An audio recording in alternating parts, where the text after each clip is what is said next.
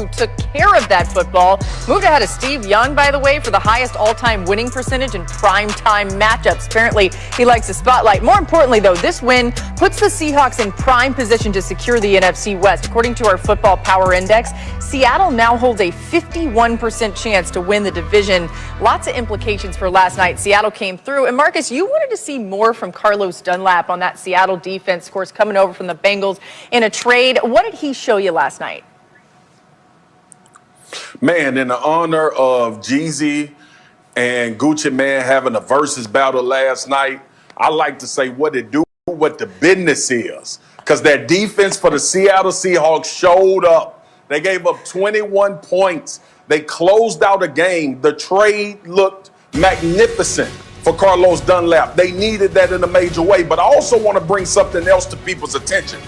That holding call that happened in the end zone that resulted in a safety, that's considered a great pass rush move, but it also is considered a big-time defensive play by the D tackle. So they came ready to play. Shaq Collar down, got to him, didn't really give up many explosive plays. At times I was frustrated because I thought the DBs were giving these wide receivers a little too much respect by playing off. But for the most part, this Seattle Seahawks defense, if they can continue to uptick like that against an offense who we all respect in this league, then we can start talking about Seattle being in the Super Bowl conversation again out of the NFC. But it's to be determined if they can keep this up and keep that type of momentum going. They were great last night when it came to making sure that Russ had the ball enough and making key stops in key situations. I try not to go too homerish talking about Seattle, but also in honor of Jeezy, I put on for my city. And I was impressed. The only thing I didn't like about that Carlos Dunlap sack, Marcus, is that he's wearing number 43. It just doesn't look right. You guys know, right? Like watching him get those sacks with the number 43, it's weird. He doesn't feel right.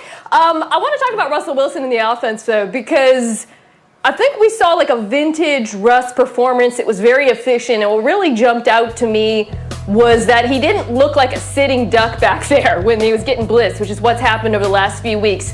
Some of that is that he was hitting his hot reads. He went 10 for 10 against the blitz. A lot of it also is that they were able to mix in runs, and it wasn't excessive. They still passed more than they ran, but that Carlos Hyde really ran the ball efficiently. He averaged over 5 yards per carry. And an efficient run game, Mina Kimes, notorious hater of early down runs, is saying this, can be a quarterback's best friend in situations like that. You saw that with Seattle last night. Yeah, Ryan Clark, if you don't have a Jeezy quote yourself, I'm going to be really disappointed here. But I am going to ask you about Kyler Murray. So what do you think about Kyler and the Cardinals going forward? Listen, I think Kyler Murray, he's a little early, right? He's a little early on his development. This team's a little early in getting to this point where they are contending for the NFC West. Let's not forget, just 2 years ago, this team moved on from a top 10 pick at quarterback in Josh Rosen. They move on from Steve Wilkes. They go out, get Cliff Kingsbury, and they draft Kyler Murray. I think to be at this point after a big fight against Seattle to win a game with 3 turnovers by Russ, after having a Hail Murray to have to win against the Buffalo Bills, I think that their record shows us a little bit or says a little bit more about them than they truly are. And then when you have Kyler Murray, he's out there fighting, his shoulder is hurting. He's really what some would call a sole survivor during those times late on in the game, and he was trying to make some plays, and he just couldn't. This defense really stepped up.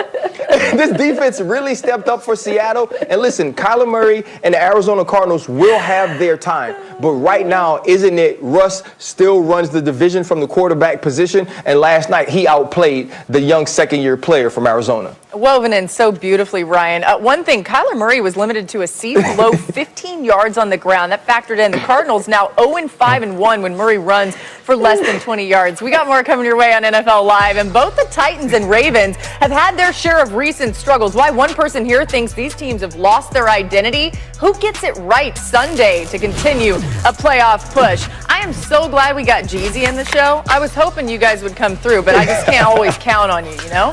Yeah. Back for the Saints over Jameis Winston. Of course, Drew Brees was injured last week. Now Hill, he's been a versatile piece of the offense, getting the reins against the Falcons Sunday. But then just moments ago, Sean Payton, the head coach of the Saints, was asked about this, says he's not naming a starter yet. Take a listen. Who are we talking about? Taysom. I'm sorry, Taysom Hill. Yeah, I'm sorry too, because I haven't announced that either one of those two are starting. So that was just leaked by someone else, I guess, today? I didn't see today or what you're talking about. Someone has been named the starter, but we haven't announced it. Okay, so that's the first time that they've heard the sound because it just came in. I mean, I'm looking at your face. Marcus, you're laughing. You go first. What do you think about all this now? Me? I'm going first? You're going first right now. Yes. Okay, listen. I know the reports, and I'm not finna get into what the reports, all of that stuff. I know that this is smart by Sean Payton. This is a football tactic. I've said that. This is a football tactic. Now, for all intents and purposes, Shefty never gets it wrong. Very rarely does he ever get it wrong. So I expect Taysom Hill to be the starter. But with that being said, why would Sean Payton give the Atlanta Falcons any information about what they're going to do from an offensive standpoint? So he's playing coy. He's playing like he doesn't know. He said we named the starter, but no one knows. This is ultimate gameplay by Sean Payton, who, by the way, was the offensive coordinator when I first got to Dallas. This is what Sean Payton does, and this is not good for the Atlanta Falcons. My only regret don't be looking is at me that like that. this report. I cannot wait to get to Ryan, and I wish this news had broken during NFL Live because you would have seen Ryan's brain break in real time, and it would have just been absolutely incredible television. His eyes would have bugged out of his head.